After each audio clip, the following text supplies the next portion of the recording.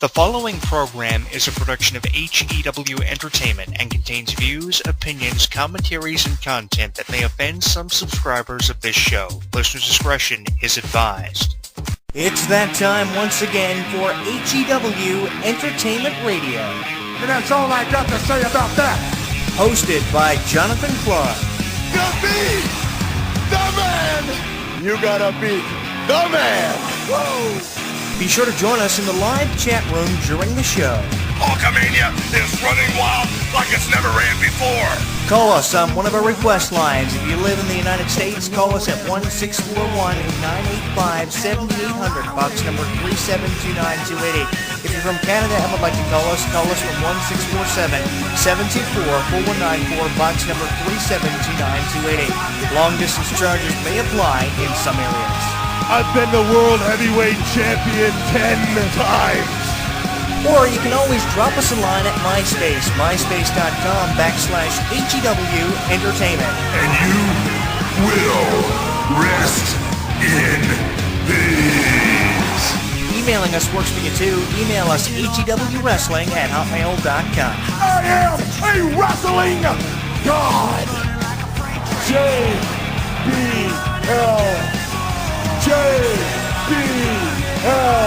And now, without any further ado, here is your host of HEW Entertainment Radio on the official website of HEW Entertainment, Jonathan Clark. The champ is here.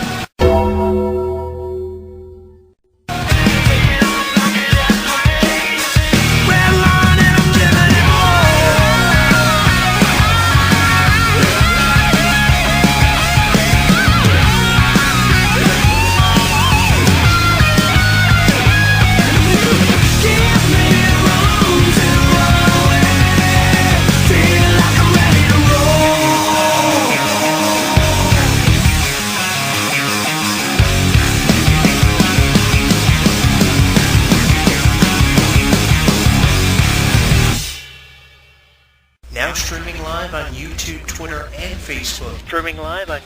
Twitter, and Facebook.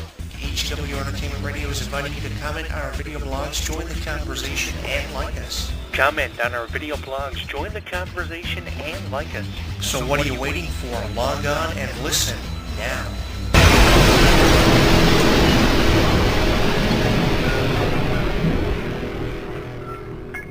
Don't miss out on any of the action. Download our app on the App Store, Google Play, and the official website of HEW Entertainment. Once you download and install it, you'll get caught up on news, YouTube videos, and more. Download it now.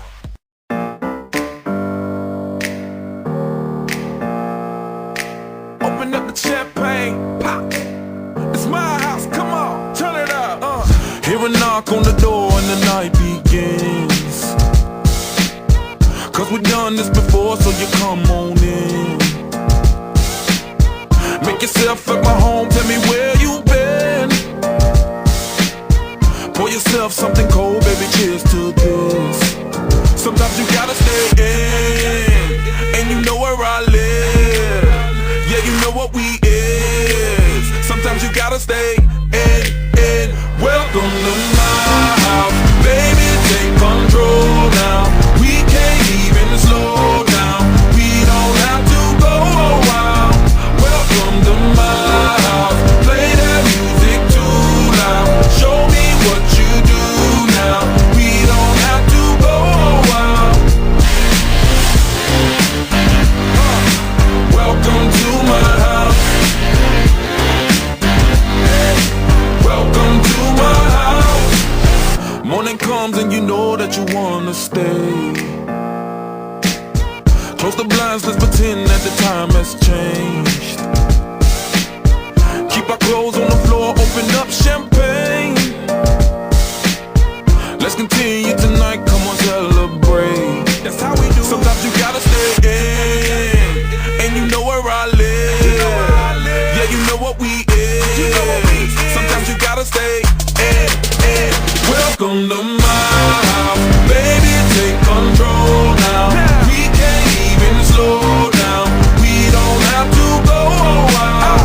Welcome to my house, play that music too loud. Show me what you do now.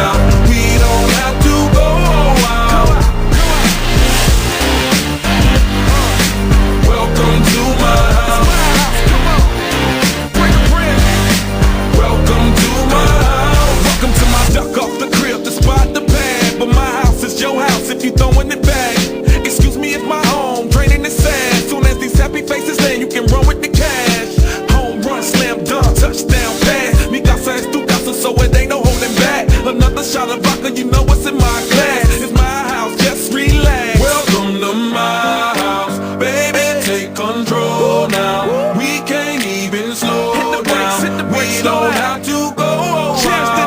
Welcome to my house, play that music too loud.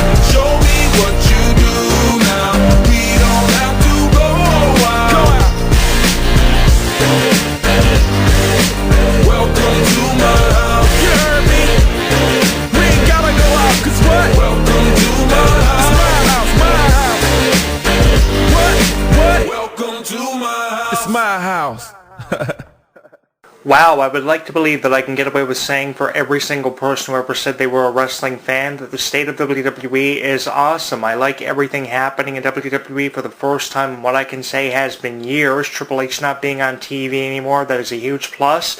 And I think everybody is going to benefit from this. If you haven't already, there are so many wrestling fans who have benefited from it, so many wrestling fans who have yet to benefit from Triple H's absence. Just to give you guys a heads up, I will be referencing Triple H's absence coming up in a future radio show on my website, so make sure you keep your eyes and ears open for that, because I'm going to be talking about that. Really proud over how Triple H's COO is finally taking a backseat to everything happening in WWE. The fallout from the 2016 WWE draft has never looked more awesome from any previous draft that we have seen in the last at least 15 years. So many wrestlers allotted to Raw, so many wrestlers allotted to SmackDown, and so many wrestlers still available to be drafted from the phenomenal NXT roster, which is getting better all the time. We have a phenomenal roster on SmackDown, especially with Dean Ambrose as the champion, John Cena, Randy Orton, so many big names on SmackDown, more big names than ever before that I can account for. It's an awesome time to be a fan of Tuesday Night SmackDown, 2 primetime events on live TV. That's what WWE have been asking for years. Wrestling fans have wanted this,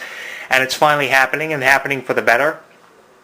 I think that times have changed definitely for the better, and will definitely continue to change for what will be the better of a lot of wrestling fans. I really appreciate the champions, how the titles have been divided up between the shows. On Raw we have, for instance, the U.S. champion, the tag team champions are exclusive to that show, and on SmackDown we have the WWE champion and the Intercontinental champion exclusive to that show. That's pretty awesome. And Raw is getting set to debut a cruiserweight division with new cruiserweights, and cruiserweights thrown in there from the past, like Brian Kendrick at 37 years old, thinking that the 38-year-old Brian Kendrick may not be able to do what the 37-year-old Brian Kendrick is going to have a chance to do, and that is become cruiserweight champion for a division that has been gone for pretty much, let's see here, about 10 or 11 years. The last cruiserweight champion in WWE history was Hornswoggle. That's what the history books have allotted, and we will see a new cruiserweight champion with the debut of the division coming up on September 19th. How many of you are excited about that? New cruiserweights mixed in with old cruiserweights of the past, and a lot of cruiserweights that we will see make prize appearances in this. What is your reaction to the cruiserweight division set to debut on Raw? And Cruiserweight Classic, the success of that on the WWE Network, which can be credited for the Cruiserweight division making its return on the 19th of next month. We also have the crowning of a new Women's Champion on SmackDown Live happening, a new title set to debut at the first SmackDown pay-per-view since the brand extension. That's happening on September the 11th, and the Tag Team Champions will be crowned for SmackDown Live, the first ever SmackDown Women's and Tag Team Champions. Going to be crowned in 2 divisions that I'm really excited to see what the involvement of will be in the coming months as we progress our way through the draft of 2016. Really happy Roman Reigns is suffering from a punishment, and we're not seeing him up for the championship as much as what we probably would be seeing if he was not subjected to a punishment. I think this punishment was dealt very professionally by WWE. They handled it very professionally, and he's getting what he deserved. Although we're seeing him in the main events for the title, we're not seeing the title being put on him. We would have thought we would have seen, if this hadn't happened to Reigns, you would have thought he would have been the first ever Universal Champion and won one over on Finn Balor after having won his Fatal 4-Way match. But Finn Balor was the one who was given the decisive honor of being the first ever, the inaugural Universal Champion, and all the promising things will happen for him in the future because of being crowned the inaugural Universal Champion. Was really proud of the Demon King making his debut after having been NXT Champion for 292 days, as I was seeing the debuts of American Alpha, Chad Gable, and of course Jason Jordan. They're a huge favorite to win the Tag Team Championship tournament, which is currently ongoing on SmackDown, along with all the teams that have been mixed into this tournament. For the first time ever, a lot of teams having a chance to compete for the first ever SmackDown Tag Team titles, or at least the first SmackDown Tag Team titles that we've seen in years. What's really interesting about that is Shane McMahon and Daniel Bryan made the announcement of the crowning of new SmackDown champions to happen at Backlash in about 2003, 2004. Back then we saw Stephanie, his sister, making that same announcement. So it's pretty cool that Shane is kind of returning the favor by bringing back and reinstating those titles. Really proud of what we're seeing here with the championship situation. What I'm hoping that we don't see is Triple H somehow factor back into the storylines, or at least not for a little while longer, because Triple H being gone from TV obviously is benefiting the morale of the show and boosting up the ratings. Nobody wants to see Triple H on TV as champion or as a COO, and at the beginning of 2016, what was interesting about the ratings being so low was we knew the ratings were so low, WWE knew the ratings were low, and they wanted them higher.